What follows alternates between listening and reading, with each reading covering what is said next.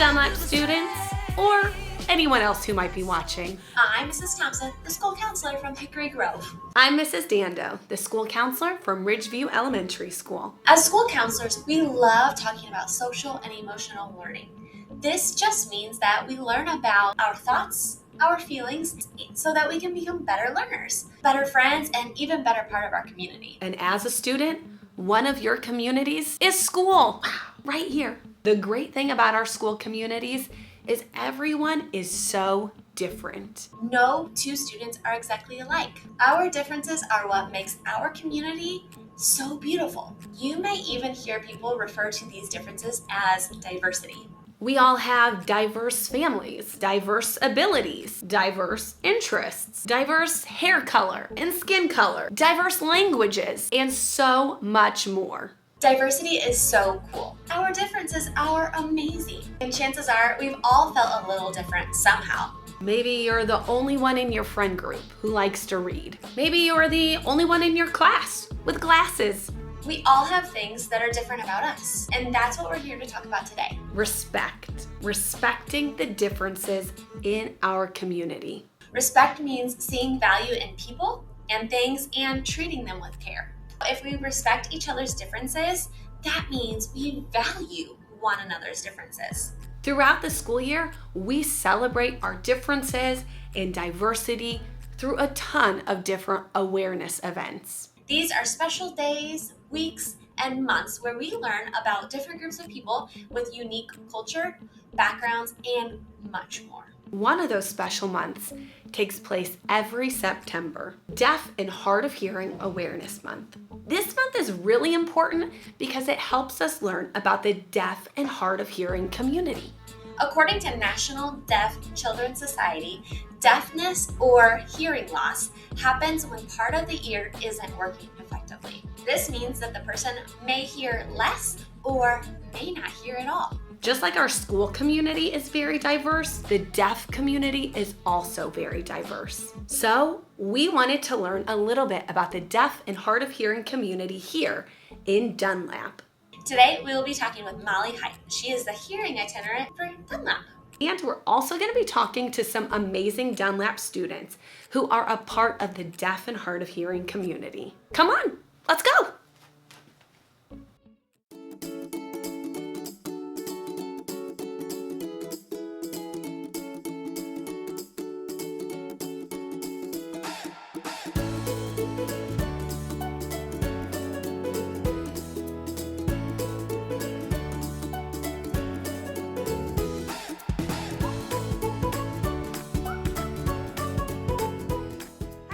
My name is Molly Height. You can call me Miss Molly.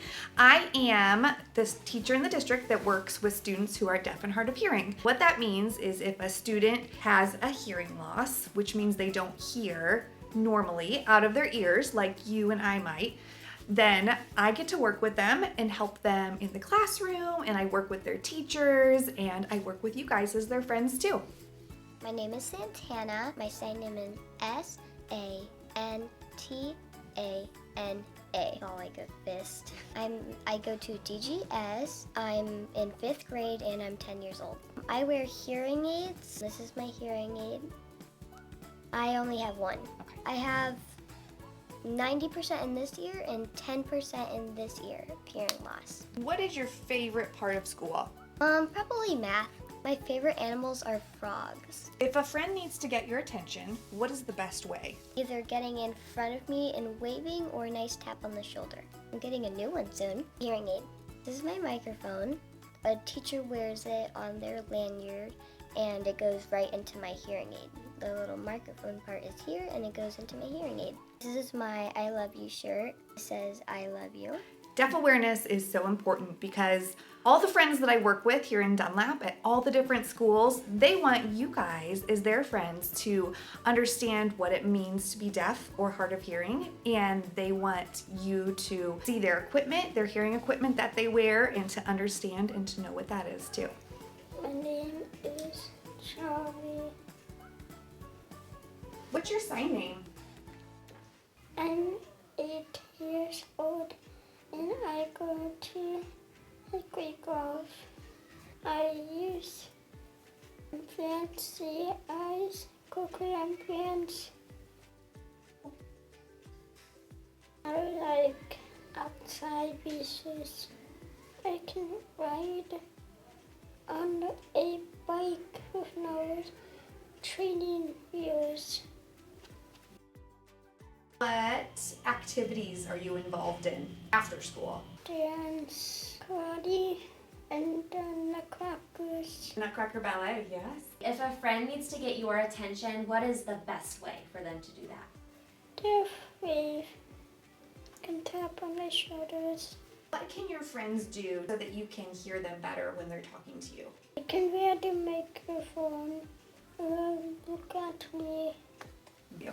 closer so I can see them better. I like to be deaf because I can meet other people who are deaf. I have some friends that use a hearing aid. So that is a little piece of equipment that sits behind his or her ear that helps them hear better. Some of my friends wear 2 hearing aids, 1 in each ear. Some of my friends wear what is called a baha, which is really cool. It doesn't sit on the student's ear, it sits back here on the back of their head and helps them hear. And some friends that I have wear cochlear implants. So if you see a friend with a cochlear implant, that is a device that they wear behind their ear, and then there's a little magnet that sticks to their head to help them hear better. Tell us your name. Luke.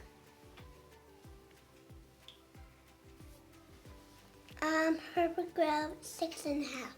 Luke, what kind of device do you use to hear? Baha hearing aid.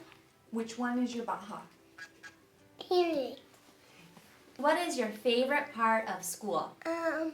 My friends and art class. If a friend needs to get your attention, Luke, what is the best way for them to get your attention? Give me a mic. Just tap. Wave.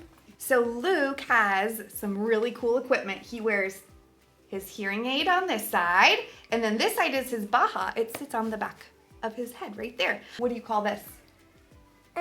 Mini mic. Yep, this is his mini mic. When the teacher puts it around their neck, the teacher's voice goes from here right into Luke's baha. It makes the teacher's voice louder and more clear. You might see other friends at school that use a microphone also, and it may look a little bit different, but this is the one Luke uses. Okay, tell us a funny joke. Knock, knock. Who's there? Olaf, Olaf who? where's my nose? Oh! What's coming up with your baha? I get my Baha implant. Yeah! What's something that makes it hard for you to hear when you're at school? Background noise. Background noise. What's something that helps you hear at school and helps you understand and listen to your teacher better? Interpreter. Your interpreter, that's right. What's your interpreter's name? Miss Kendall. Miss Kendall. So we have a few friends here in Dunlap that use interpreters to communicate. So we have a couple of friends at Hickory Grove School, and we have a friend at Ridgeview School and at Dunlap Valley Middle School that use interpreters. So the reason that the interpreters are there in the classroom is the students that use those interpreters, they can't hear the teacher clearly when they're speaking and teaching. So the interpreters use what's called sign language, and they speak with their hands. So whatever the teacher's saying with his or her voice, the interpreter is using sign language with their hands to explain that to the student who is deaf or hard of hearing. What school do you go to? Ridgeview. And how old are you? 8. Can you tell me about the device you wear? It's a, they say, what is that? So I say it's a cochlear implant. No, this is coil, this is cable, this is magnet. And what's the magnet do? It helps make it connect to here. Mm-hmm. If I didn't have the headband, it would do this. Oh, it would fall off, wouldn't it? Yeah. What's your favorite part about school? It's probably science. The fun things, and I like playing with my remote control excavator at home. The adult that you have with you a lot during the day. It's Miss World. Help me understand what people are saying and what the teacher's saying too. If you're trying to talk to a friend who is deaf or hard of hearing and they don't hear you, they are never, ever, ever ignoring you. They want to talk to you.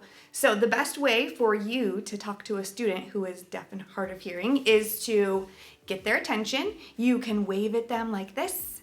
You can say their name, or you can just give them a nice touch on the shoulder to get their attention.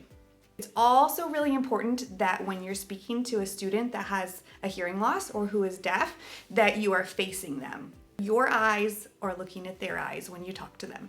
Yes, this is Abigail. Abigail, how old are you? 6.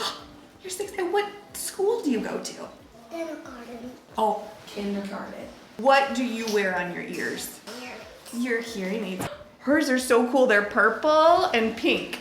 This is one of the microphones that you might see our friends using. This looks different than one of the other ones. It's a little bit bigger and it's really cool. Watch this. It has a flashing red light. And that means you can't hear the teacher's voice. It's muted. Another way that we can help our friends hear clearly when we're in the classroom is for us as their friends to keep our voices very, very quiet. So when there's background noise, which is loud noises that are going on, so it could be a student's voice, or it could be a pencil sharpener, or maybe a fan, or something in the hallway, we need to keep those noises very, very quiet for our friends who are deaf and hard of hearing, because when there's loud noises in the classroom, it makes it harder for them to hear.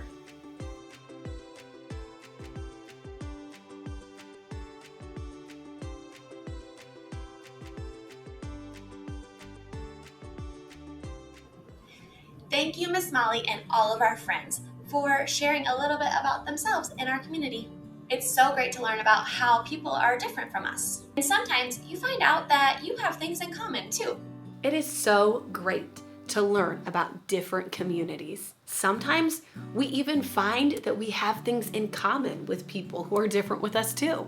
During your school year, you're sure to meet others who are different from you. Sometimes when we notice a difference, we get really curious about that difference. What I mean by that is you have a lot of questions. It's totally normal to have questions about something or someone who's different than you. And it's okay to ask questions. But you remember how we are talking about respect? Well, I've got some news for you.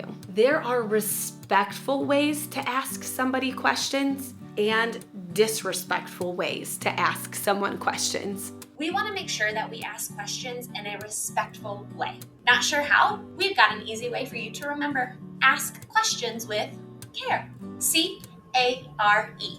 Care. If I see someone who's dressed differently than me, looks different than me, does things differently than I do, I can use care questions to respectfully ask questions about them. First up is C.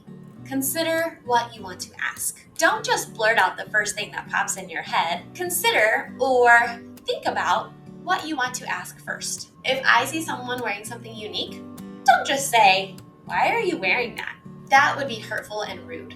I could, however, say something like, "Hey, that's really neat. Can I ask you why you're wearing that?" That's a considerable way to ask. The next part of a care question is A, avoid. No, don't avoid the person, but you need to avoid touching or pointing at the thing or the person that you think is different. Unless you have permission, don't touch that person to ask them a question. Don't point at them to ask them a question. A good example is maybe you see a friend who just got beautiful new braids put in her hair and you really want to ask a question about them. You should avoid touching that person's hair in order to ask them a question. Perhaps you see somebody using a walker or a wheelchair. You do not need to touch their walker or their wheelchair to ask them a question about it. We can show respect by not pointing at or touching someone or their devices or equipment.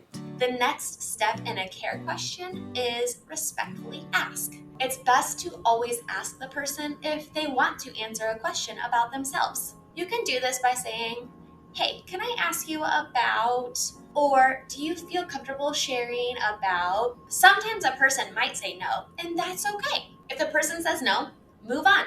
change the subject. Talk about something else. If the person says yes, respectfully ask them a question. A good example of this is something we see at lunchtime. We have students from all over the world, which means we have lunch food from all over the world too. Maybe at lunch you notice a friend has packed a lunch that you've never seen before. You could respectfully ask, "Hey, can I ask you about the lunch you've packed today?" Your friend says yes, and you proceed with something like, "Can you tell me about the food that you have today?" Your tone of voice is so important. I wouldn't say, "Can you tell me about the food you're eating today?" You would want to use a kind voice. "Can you tell me about the food you're eating today?" The last part of a care question is E, express gratitude. That just means say thank you. And if the person says no, they don't want to answer the question, thank you. I understand that you don't want to share right now. Let's pretend the person did answer the question. Thank you. I appreciate you sharing with me. Expressing gratitude shows respect to that person. And a respectful community is a community where everyone feels like they belong, that they matter, and that they are worthy. Diversity is awesome, amazing, beautiful. And knowing how to respectfully learn about the diversity in our community is an important piece of the puzzle. Because here in our community, you belong, You matter. and you are worthy. You are worthy. Until next time, see ya. Until next time.